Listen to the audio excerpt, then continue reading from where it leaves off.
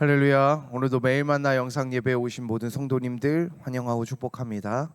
오늘 본문의 말씀은 누가복음 12장 13절부터 21절까지의 말씀입니다.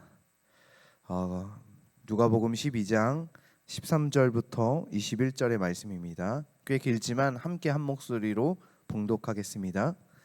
무리 중에 한 사람이 이르되 선생님, 내 형을 명하여 유산을 나와 나누게 하소서 하니, 이르시되 이 사람아, 누가 나를 너희의 재판장이나 물건 나누는 자로 세웠느냐 하시고, 그들에게 이르시되 삼가 모든 탐심을 물리치라. 사람의 생명이 그 소유에 넉넉한 데 있지 아니하니라 하시고, 또 비유로 그들에게 말하여 이르시되 한 부자가 그 밭에 소출이 풍성함에 심중에 생각하여 이르되 내가 곡식 쌓아둘 곳이 없으니 어찌할까 하고, 또 이르되 내가 이렇게 하리라. 내 곡간을 헐고 더 크게 짓고 내 모든 곡식과 물건을 거기 쌓아 두리라.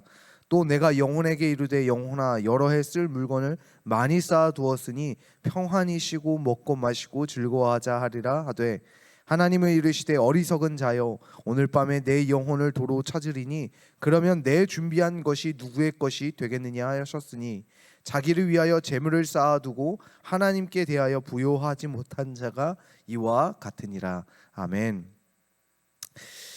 우리 성도님들 올 한 해 잘 살아오셨습니까? 아무래도 한 해 가운데 이 코로나로 인해서 믿음의 신앙을 지킴이 참 어렵고 힘든 한 해였을지 모르겠습니다. 그래도 지금까지 잘 믿음의 신앙을 지키고 함께 해온 모든 성도님들 가운데 주님의 놀라우신 은혜로 채워주실 줄 믿습니다. 우리가 살아감에 있어서 잘 산다는 것은 참 중요합니다. 그렇다면 잘 산다는 것은 무엇일까요? 나이 50에 개인 자산이 25조 5천억 정도를 갖고 있다고 알려진 중국의 최고 부호인 마윈은 언론과의 인터뷰에서 이렇게 솔직한 심경을 고백했다고 합니다. 전 그다지 행복하지 않습니다. 중국 최고의 부자라는 건 오히려 불행한 일일 수도 있어요. 그만큼 고통이나 압박도 많기 때문입니다. 행복의 소유에 많고 적음이 아닌 마음에 달려 있습니다. 행복의 존재의 근원이 되는 영혼과 관계에 있다는 것입니다. 즉, 우리의 행복은 물질에 있는 것도 세상에 있는 것도 아닌 내 마음 가운데 있다는 것입니다. 또한 그 마음이라는 것은 우리의 영혼, 우리의 신앙, 믿음, 그것 가운데 달려 있다는 것입니다. 본문에 보면 13절에 한 사람이 주님께 이렇게 말씀합니다. 선생님, 내 형을 명하여 유산을 나와 나누게 하소서라고 부탁하게 됩니다. 부모 유산을 혼자서 다 가로챈 탐욕스러운 형을 꾸짖어 달라는 요청인 것 같습니다. 그런데 예수님의 반응이 참 차갑습니다. 본문 15절에서 예수님은 그들에게 삼가 모든 탐심을 물리치라.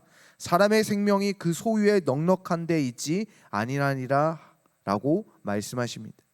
탐심으로 인하여 형제의 사랑도 깨어졌지만 동생도 더 이상 하나님의 말씀이 들리지 않는 영적인 파산 상태에 빠지고 만 것을 책망하고 있는 말씀입니다. 또한 본문 20절에는 주님은 어리석은 자요, 오늘 밤에 내 형을 도로 찾으리니 그러면 내 준비한 것이 누구의 것이 되겠느냐라는 부자 농부의 비유를 통하여 더 분명한 교훈을 주고 있습니다. 평생 물질을 위해서만 살면 영혼의 상태에 무관심했던 부자는 하나님이 보시기에 어리석은 자였습니다. 또한 그 어리석은 자는 행복함이 없고 잘 사는 인생이 아니라 불행한 인생, 하나님으로부터 떠나 있는 인생, 믿음의 신앙 안에서 멀어진 인생이 되어진다는 것입니다. 그렇듯 우리의 믿음의 신앙 안에서 살아가는 것, 그것이 잘 사는 것, 하나님을 믿는 믿음 안에 살아가는 것, 그것이 잘 사는 것입니다. 코로나에 걸리지 않게, 또는 이 어려운 환경 가운데 돈을 잘 버는 것, 건강하게 사는 것, 또한 이 세상의 모든 것들을 누리며 사는 것이 잘 사는 것이 아니라 하나님 안에서, 말씀 안에서, 예배 안에서, 믿음 안에서 사는 것이 참된 삶 가운데 잘 사는 것, 행복한 것이라는 것입니다. 오늘 이 시간 물질로 주는 그 풍요의 즐거움과 행복에 취해 살아감이 아니라, 그래서 하나님을 떠나는 삶이 아니라 날마다 하나님 안에서 물질의 유혹과 세상의 유혹 가운데서 멀어져 주님을 바라보며 믿음 안에 살아감을 통하여 주시는, 하나님이 참된 행복을 주시는 그 은혜를 누리시기를 주님의 이름으로 소망합니다. 우리의 삶 가운데 그렇게 주님이 나의 행복이 되어질 때 우리의 삶 가운데 하나님께서 축복하십니다. 병원에서 위암 말기 판정을 받은 어느 집사님의 실제 이야기입니다. 집사님은 어머니에게 묻습니다. 엄마, 나 돈 얼마 남았어? 240만 원 남았다. 엄마, 나 퇴원시켜줘. 그 돈에 좀 더 보태서 선교지에 교회 짓도록 보내줘. 아무래도 이제 하나님 만날 준비를 해야 할 것 같아. 이대로 하나님 만나면 너무 부끄러울 것 같아서 선교지에 교회 하나 세우고 죽을래. 이렇게 해서 파나이 섬이라는 곳에 만리부 교회가 세워집니다.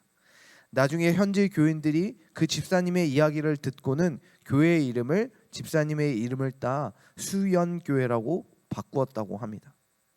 몇 개월 못 산다는 의사들의 예상과는 달리 그 집사님이 3년을 더 사시면서 교회를 하나 더 세우게 되었다고 합니다. 마지막 숨질 때 김수연 집사님은 자신이 후원하여 세운 두 교회의 사진을 품에 꼭 안고 평안 중에 하나님께 감사하며 천국에 가셨다고 합니다. 우리는 언젠가 마지막 때에 하나님 앞에 서게 될 것입니다. 그 마지막 때를 대비하기 위하여 지금을 살아가야 합니다. 지금 내가 살아가야 하는 것은 하나님의 은혜 안에, 믿음 안에 살아가야 한다는 것입니다.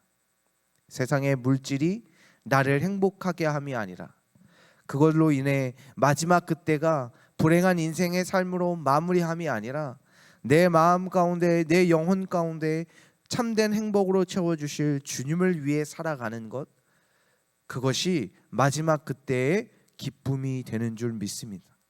올 한 해 이제 마무리하는 이 시기 가운데 올 한 해 참으로 내가 하나님 앞에 감사하며 기뻐하며 또한 주님 앞에 나아감이 내 삶의 행복이었는지 다시 한 번 더 돌아보고, 또한 그것이 행복인 줄 깨달아 내 다음 년 2022년도는 더욱더 주님이 주시는 영혼 가운데 채워주시는 그 기쁨과 은혜를 바라보며 그 소망 가운데 살아가 참된 기쁨을 누리며 살아가는 한 해가 될 수 있는 저와 우리 모든 성도님 되시기를 주님의 이름으로 소망합니다.